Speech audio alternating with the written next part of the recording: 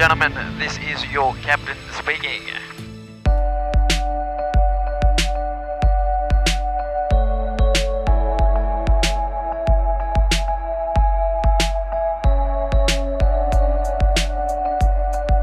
Changement de décor après Séoul, on se retrouve sur l'île de Jeju. Jeju, c'est la principale île de Corée du Sud. C'est un petit peu la Corse de la Corée, hein, on va pas se le cacher. C'est une île qui a plusieurs particularités, c'est une île volcanique.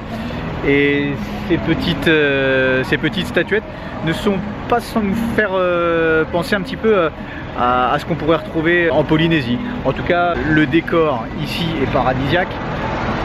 Les plages sont magnifiques, comme vous pouvez le constater. L'eau est à température ambiante.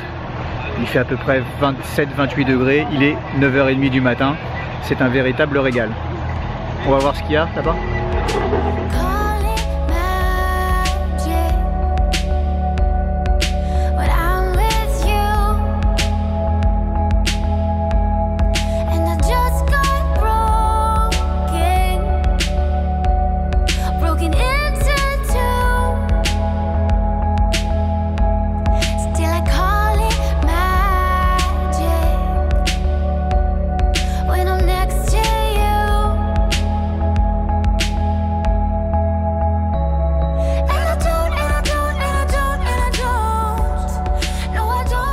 On se retrouve au Tropical Island Park. Vous pouvez le voir autour de moi, c'est un jardin botanique qui est réputé ici à Jeju. On va faire un petit saut. Il y a des choses qui ont l'air sur le papier en tout cas passionnantes, notamment la visite d'une cave qui a été créée par la lave.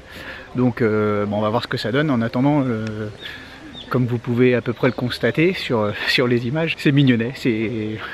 À chaque fois je me répète, c'est les mêmes mots, mais c'est tout à fait la Corée. C'est mignonnet, c'est bien fait, c'est zen. Ça fait un peu peur leur entrée dans la cave là, de lave. Voyez-vous, on rentre directement dans un trou. Alors maintenant on comprend pourquoi ça s'appelle une cave. Ce qui est bien, c'est qu'il n'y a pas trop de monde. Ah oui. Oh putain, il fait froid. Voilà le travail.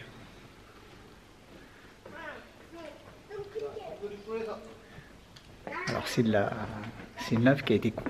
cave qui a été constituée avec de la lave volcanique. C'est impressionnant la différence de température entre dehors et là. Il y a un choc, ça doit faire 10-15 degrés facilement de différence. C'est pas commun.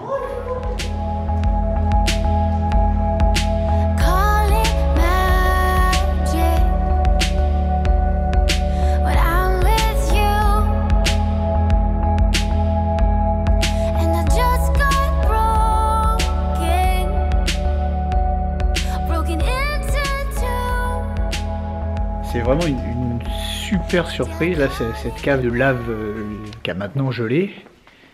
C'en est presque impressionnant.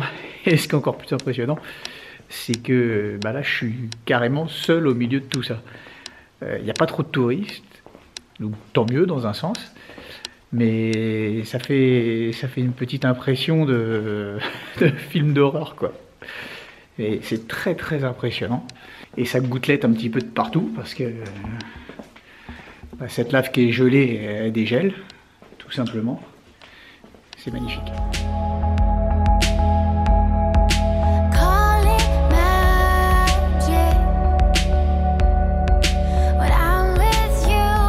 Ce parc réserve des bonnes surprises. Au début, je m'attendais à un jardin botanique, tout ce qui est de plus classique, un truc chiant à mourir.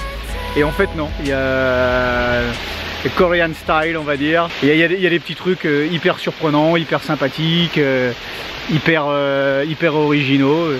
Vous allez croire que je travaille pour l'office du tourisme de la Corée, mais si un jour vous avez la chance de venir dans ce pays-là, vous allez vite constater que tout est bien fait et qu'on finalement on y trouve tous notre compte. Et pour le moment, excepté la langue, on est un petit peu embêté par rapport à ça parce qu'il n'y en a pas beaucoup qui parlent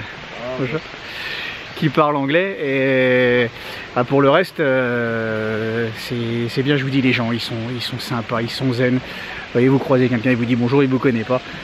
Ils essayent, ils tentent des trucs. Mais vraiment, c'est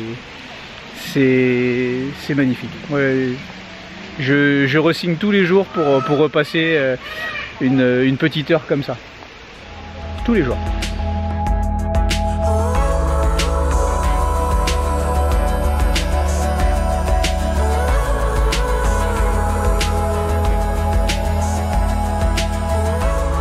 Nouvel arrêt ce coup-là au musée du thé. Pour moi c'est pas terrible. D'une part parce que je bois pas de thé, parce que je me moque un petit peu de comment ça se fabrique, mais bon, il y en a qui s'appelaient. C'est mignon, voilà, on est en plein milieu des champs de thé.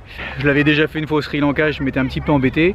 Là je peux pas vous dire que c'est du temps de perdu. On est en plein milieu de la verdure, voilà, le petit musée il est ce qu'il est, mais je suis pas vraiment client de ça. Voilà, c'était sur la route, je me suis arrêté, j'ai vu, j'ai vaincu. Comme dirait Coluche, c'est beau, on se casse. Voilà.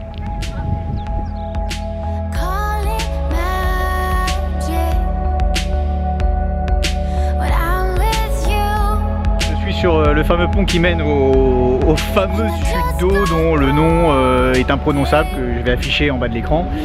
Ce pont il est splendide, il est magnifique, il surplombe la rivière qui passe en dessous et qui va se jeter directement dans la mer derrière. C'est un paysage à couper le souffle, vraiment, c'est splendide, on en prend plein les yeux une nouvelle fois.